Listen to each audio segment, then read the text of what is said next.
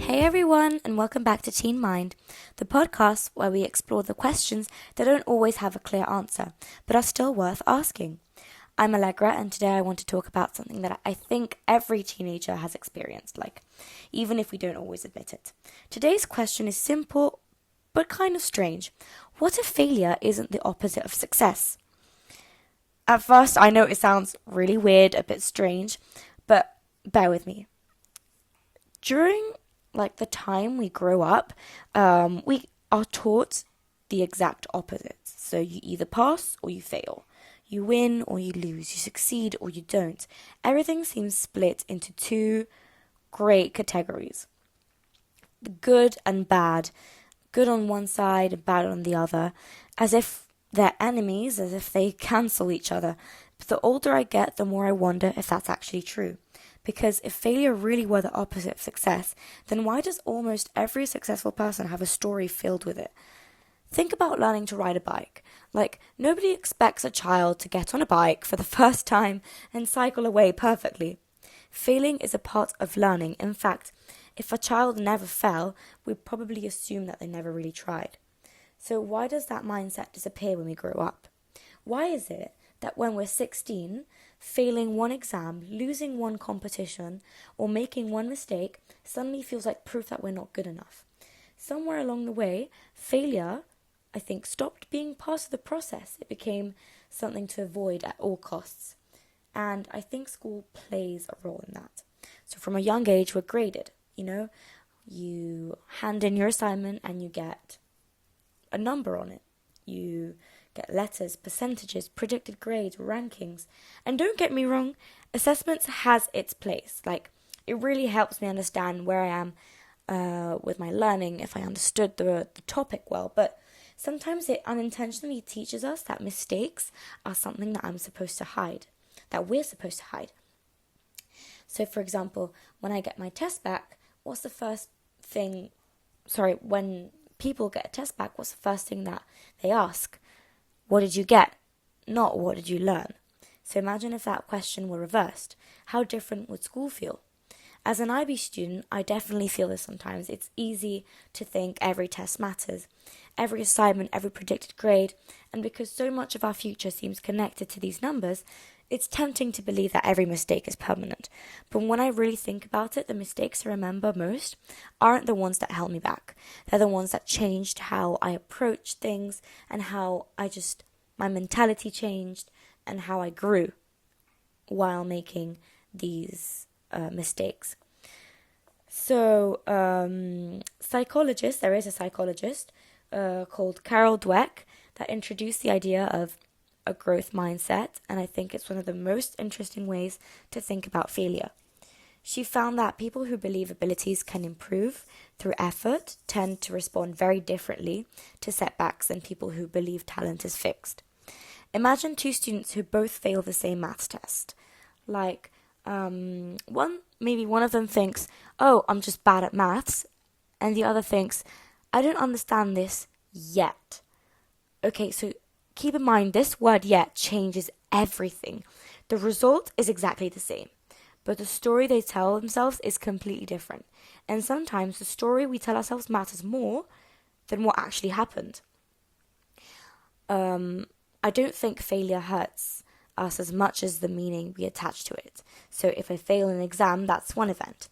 But if I start telling myself, I'm not smart, I'll never improve, everyone else is ahead of me, then suddenly the failure isn't just something that happened, it becomes part of my identity.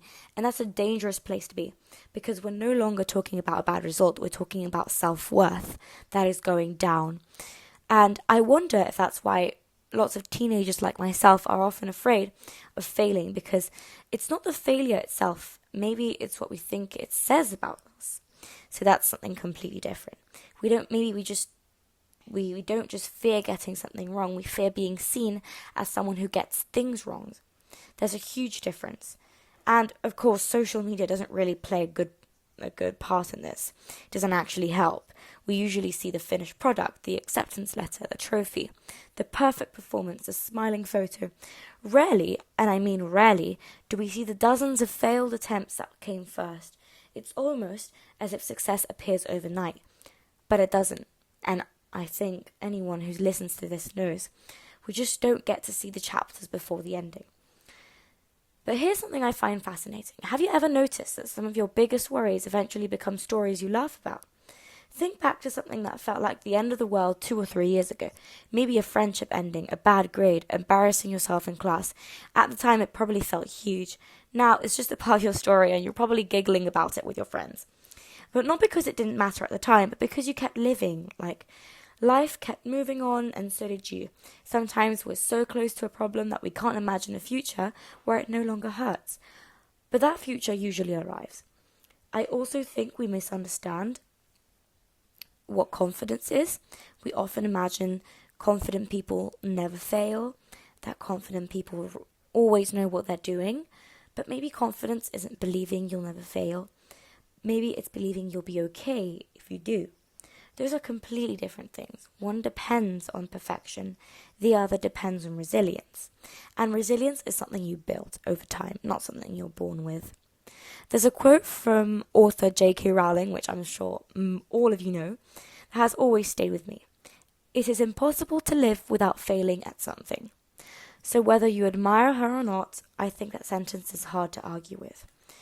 If you're trying new things, taking risks, meeting new people, maybe applying for opportunities, speaking up in class, entering competitions, or just simply putting yourself out there, failure becomes unavoidable. And maybe that's actually a good sign because it probably means you're living outside your comfort zone. So maybe we should stop asking, how do I avoid failure? And start asking ourselves, what can failure teach me that success never could? Success, of course, it feels amazing, but it doesn't always force us to reflect. Failure does. Failure makes us slow down. It makes us look at what we did wrong. We say, okay, let's see what went wrong here. Let me reevaluate. Let me adapt. Let me grow. It asks difficult questions, and sometimes difficult questions can lead to better and more optimized answers. So before I finish today's episode, I want to leave you with one thought. Imagine your life as a book. Would it be interesting if every single chapter was perfect? If every goal happened immediately? If every decision worked out exactly as planned? Right, I think we both know the answer to this, probably not. The stories that inspire us aren't interesting because people never failed.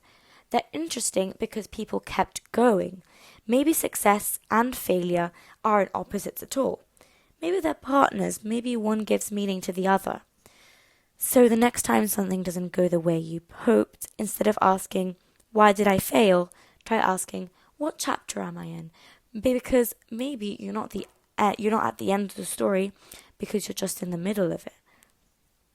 Okay, and with this last little reflection, I would like to thank you so much for listening to this episode of Teen Mind. I hope this conversation reminded you that one mistake, one bad day, one rejection doesn't define who you are. It simply becomes a page in a much bigger story. Until next time, keep asking questions, keep challenging your own thinking, and remember, sometimes the most important lessons are the ones we never wanted to learn. See you in the next episode.